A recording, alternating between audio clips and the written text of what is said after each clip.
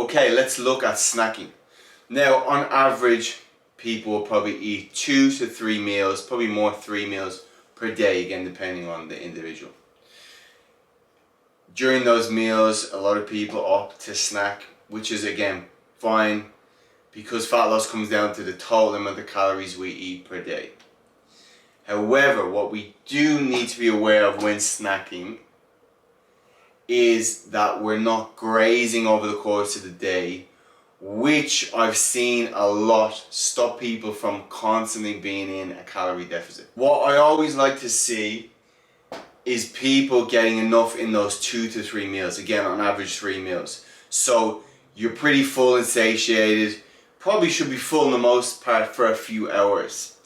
If you're just eating smaller meals and you're never feeling full, the likelihood that you will overeat goes up.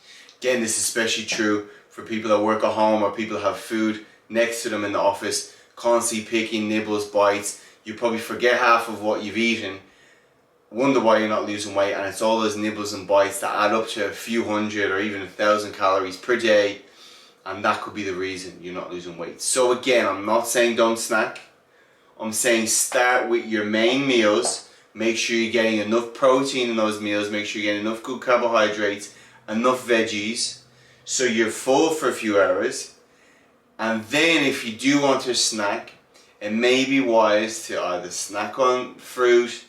You might look at carrot sticks, veggies, stuff that you can eat easy like that to keep your hands and mouth busy without over consuming calories.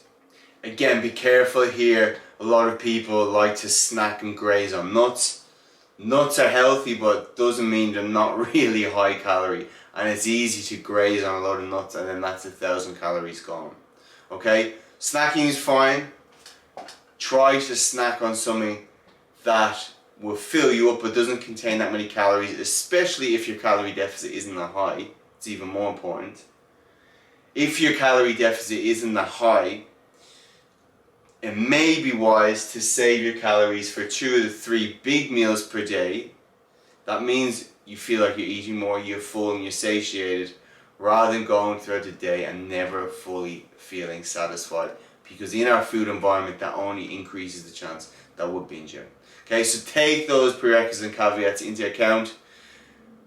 Compare it to your lifestyle, compare it to the amount of calories on, and compare it to whether you're actually feeling full in your main meals.